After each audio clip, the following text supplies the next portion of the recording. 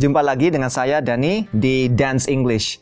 Di channel ini teman-teman bisa belajar bahasa Inggris dengan konten-konten yang menarik. Salah satunya adalah yang akan kita baca berikut ini.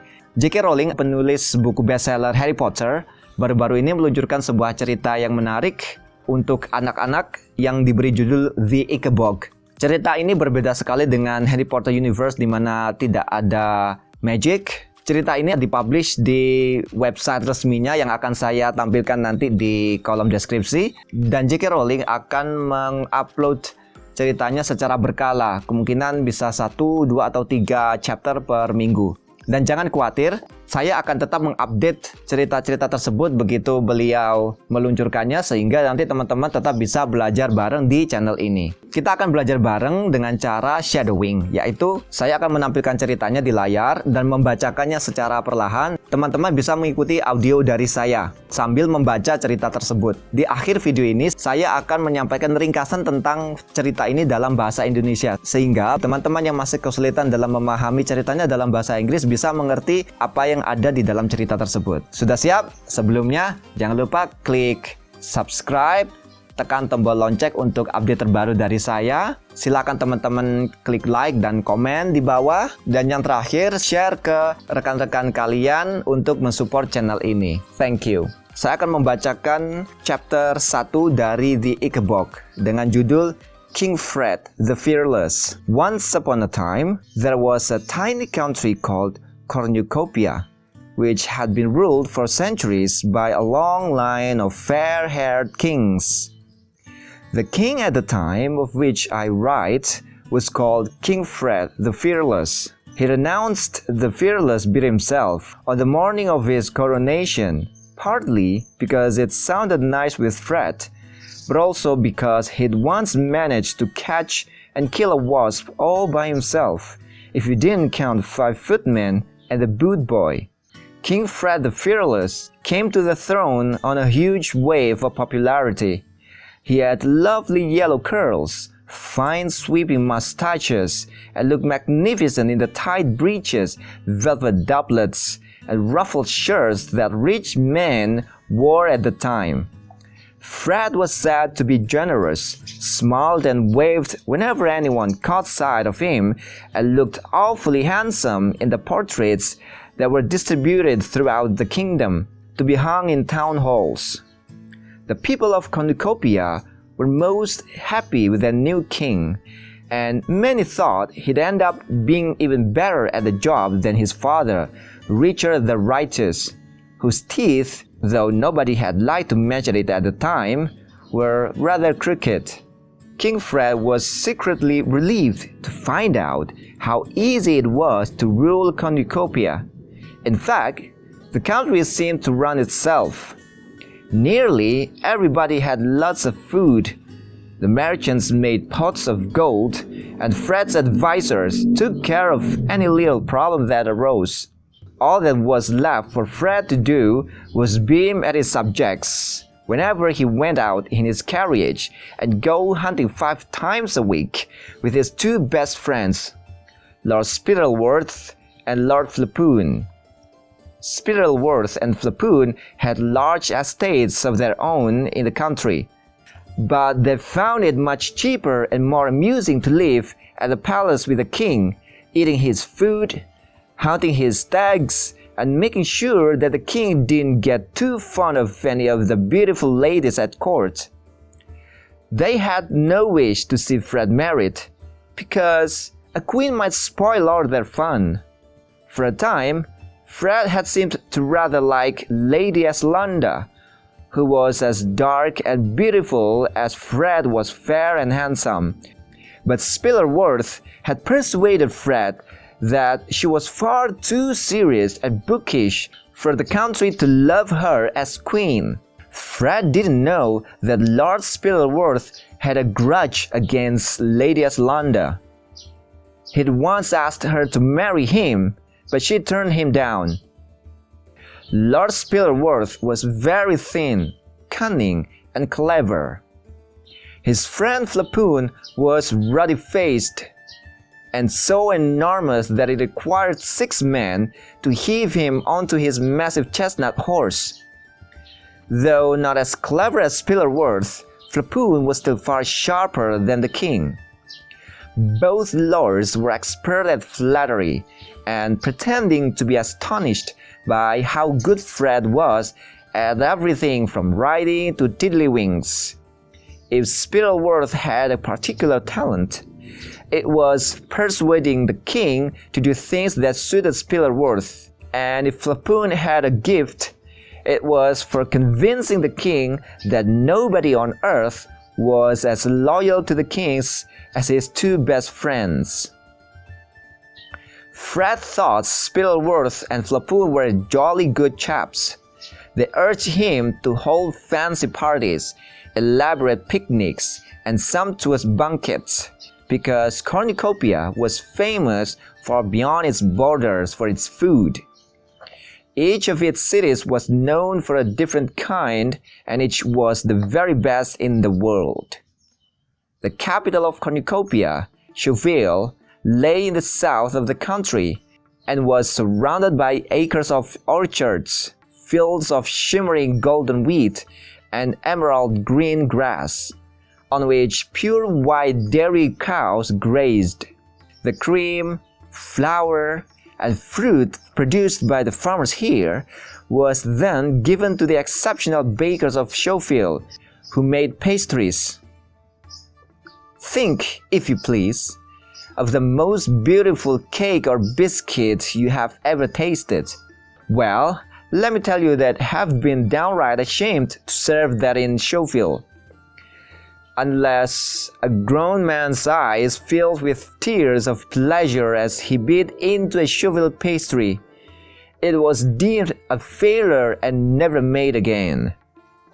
The bakery windows of Sheffield were piled high with delicacies such as maiden's dreams, fairies' cradles, and most famous of all, hopes of heaven, which were so exquisitely, painfully delicious that they were saved for special occasions, and everybody cried for joy as they ate them. King Porphyrio of neighboring Pluritania had already sent King Fred a letter offering him the choice of any of his daughter's hands in marriage in exchange for a lifetime supply of hopes of heaven. But Spilerworth had advised Fred to laugh in the Pluritanian ambassador's face. "His daughters are nowhere near pretty enough to exchange for hopes of heaven, sire," said Spilerworth. To the north of Sheffield lay more green fields and clear, sparkling rivers, where jet-black cows and happy pink pigs were raised. These in turn served the twin cities of Kurtzburg and Baronstown, which were separated from each other by an arcing stone bridge over the main river of Cornucopia, the Fluma, where brightly colored barges bore goods from one end of the kingdom to another. Kurtzburg was famous for its cheeses, huge white wheels, dense orange cannonballs, big crumbly blue-veined barrels, and little baby cream cheeses smoother than velvet. Baronstown was celebrated for its smoked and honey-roasted hams, its sides of bacon, its spicy sausages, its melting beef steaks, and its venison pies. The savory fumes rising from the chimneys of the red brick Baronstown stoves mingled with the odorous tang wafting from the doorways of the Kurtzburg cheesemongers, and for 40 miles all around, it was impossible not to salivate breathing in the delicious air. A few hours north of Kurtzburg and Baronstown, you came upon acres of vineyards bearing grapes as large as eggs, each of them ripe and sweet and juicy. Journey onwards for the rest of the day and you reached the granite city of Jeroboam, famous for its wines. They said of the Jeroboam's air that you could get tipsy simply walking its streets. The best vintages changed hands for thousands upon thousands of gold coins, and the Jeroboam wine merchants were some of the richest men in the kingdom. But a little north of Jeroboam, a strange thing happened. It was as though the magically rich land of the cornucopia had exhausted itself by producing the best grass, the best fruits, and the best wheat in the world. Right at the northern tip came the place known as the marshlands, and the only things that grew there were some tasteless, rubbery mushrooms and thin dry grass, only good enough to feed a few mangy sheep. The marshlanders who tended the sheep didn't have the sleek, well-rounded, well-dressed appearance of the citizens of Jeroboam, Baronstown, Kurtzburg, or Sheffield. They were gaunt and ragged. Their poorly nourished sheep never fetched very good prices, either in cornucopia or abroad. So, very few marshlanders ever got to taste the delights of cornucopian wine, cheese, beef, or pastries. The most common dish in the marshlands was a greasy mutton broth made of those sheep who were too old to sell. The rest of cornucopia found the marshlanders an odd bunch, surly, dirty, and ill-tempered. They had rough voices, which the other cornucopians imitated, making them sound like hoarse old sheep. Jokes were made about their manners and their simplicity. As far as the rest of cornucopia was concerned, the only memorable thing that had ever come out of the marshlands was the legend of the Ickabog. Ya, sedikit informasi sebelum memberikan ringkasan tentang cerita ini. Jadi, J.K. Rowling awalnya dulu hanya membuat cerita ini untuk dibacakan kepada kedua anak-anaknya yang masih kecil. Seiring berjalannya waktu, dia sibuk dengan proyek-proyek lainnya sehingga tulisan-tulisan di Ickabog ini hanya ditaruh di loteng atas di rumahnya. Namun ketika pandemi corona ini datang, dia merasa bahwa dia perlu men-share cerita ini ke anak-anak di seluruh dunia sehingga mereka tetap bisa mendengarkan cerita yang seru. J.K. Rowling menulis ulang cerita ini dengan menambahkan sedikit bumbu yang disukai oleh anak-anaknya. Dan nanti di akhir tahun 2020 ini, beliau akan membukukan cerita tersebut dan royalti dari penjualan itu akan disumbangkan untuk program-program yang berkaitan dengan bantuan terhadap korban coronavirus. Jadi di Ickabog ini dibagi ke dalam beberapa chapter. Yang baru saja kita baca adalah chapter pertama dengan judul King Fred the Fearless. Fearless itu artinya pemberani atau tidak kenal takutnya. Jadi chapter ini menceritakan tentang sebuah negara yang bernama Cornucopia dengan rajanya adalah King Fred. Beliau ini sebenarnya mungkin lebih cocok disebut dengan raja yang narsis ya, karena dia itu menyebut dirinya itu pemberani waktu dia dilantik jadi raja gitu. Dan keberaniannya ini karena dia berhasil membunuh seekor wasp ya. Wasp ini pakai semacam tawon kecil itu ya, seperti yang di film The Ant-Man and the Wasp. Padahal itu pun juga dia ditemani oleh para pengawalnya gitu. Nah, King Fred ini menjadi raja karena popularitasnya. Di cerita ini dia digambarkan dengan penampilan yang keren, dengan pakaiannya yang bagus, layaknya orang-orang kaya di masa itu. Dia digambarkan sebagai seseorang yang dermawan, suka tersenyum dan melambaikan tangan dimanapun orang melihatnya. Dia juga terlihat tampan dan bukan foto ya, gambar-gambarnya dia itu ditempel-tempel di dinding-dinding di sekitar kerajaan gitu. Rakyatnya pun senang dengan King Fred ini dan mereka bahkan menggambarkan kalau King Fred ini akan menjadi raja yang lebih baik daripada ayahnya terdahulu, yaitu Richard the Righteous, yang digambarkan di sini itu memiliki gigi yang tongos gitu ya, crooked teeth. Nah, si King Fred ini dia seneng gitu karena negaranya ini aman-aman saja, seperti kasarnya autopilot gitu, jadi jalan dengan sendirinya. Semua orang itu digambarkan makmur, ada makanan, ada mereka punya barang-barang gitu. Kalaupun misalkan ada masalah yang muncul itu cukup diatasi oleh advisernya si King Fred ini. Nah, karena negaranya ini aman-aman saja, makanya King Fred bisa melakukan hobinya, yaitu menghabiskan waktu bersama dua temannya yang bernama Lord Spittleworth dan Lord Flepoon. Jadi kegiatan mereka ini ya berburu gitu, senang-senang berburu 5 kali seminggu. Kedua temannya ini, Lord Spittleworth dan Lord Flepoon ini sebenarnya sudah punya rumah yang bagus di Cornucopia ini. Tapi mereka lebih seneng numpang di tempatnya King Fred ini. Mereka merasa lebih asik gitu. Jadi ya makan di situ, terus ikut berburu. Mereka nggak mau kalau si King Fred ini menikah. Karena kalau menikah nanti nggak bisa seneng-seneng lagi gitu. Pernah suatu hari itu King Fred itu tertarik dengan seorang wanita yang bernama Lady Eslanda. Tapi Spittleworth ini bilang kalau Eslanda ini orangnya terlalu serius gitu, terlalu kutu buku, makanya nggak cocok jadi ratu. Padahal aslinya Spittleworth ini dendam sama Lady Eslanda karena dulu itu dilamar sebenarnya sama Spittleworth, cuman sama Eslanda ditolak. Lord Spittleworth ini digambarkan sebagai orang yang kurus dan pintar gitu. Sedangkan temannya si Lord Flepoon ini digambarkan sebagai orang yang gendut gede gitu ya. Bahkan untuk naik kuda aja harus dibantu dengan 6 orang gitu agar dia bisa duduk di kuda tersebut. Meskipun Flepoon ini nggak sepintar Spittleworth, tapi dia masih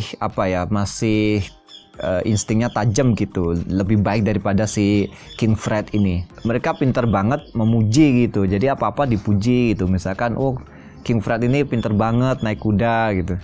Si Spittleworth ini juga kayak licik gitu mungkin ya. Jadi dia itu keahliannya itu adalah mendorong si King Fred ini untuk melakukan hal-hal yang Spittleworth sukai gitu.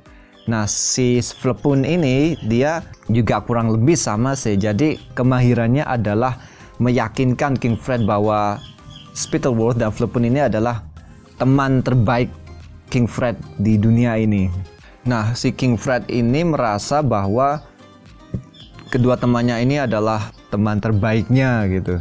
Mereka sering banget meminta King Fred ini untuk mengadakan pesta, piknik, bangket gitu ya, karena Cornucopia ini terkenal dengan makanannya. Tiap-tiap kota di Cornucopia ini memiliki makanan-makanan yang terbaik di dunia. Nah, contohnya adalah ibu kota dari Cornucopia ini, yaitu Shoeville. Shoeville ini ada di sisi utara di negara tersebut. Kota Shoeville ini dikelilingi oleh berhektar-hektar orchard, ladang gandum, dan rerumputannya itu bagus sekali. Dan krim, tepung maupun buah-buahan yang dihasilkan oleh para petani itu kemudian diberikan kepada para pembuat roti hebat di Shoeville yang keahliannya adalah membuat pastry.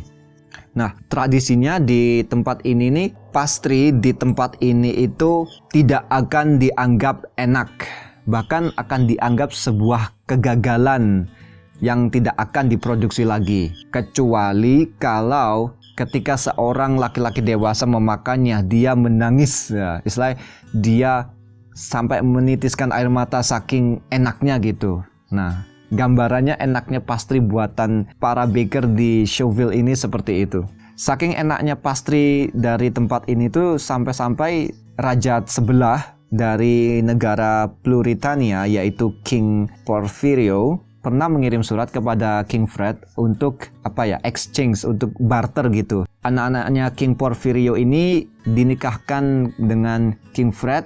Sebagai gantinya, King Fred memberikan suplai pastry seumur hidup buatan negaranya kepada King Porfirio.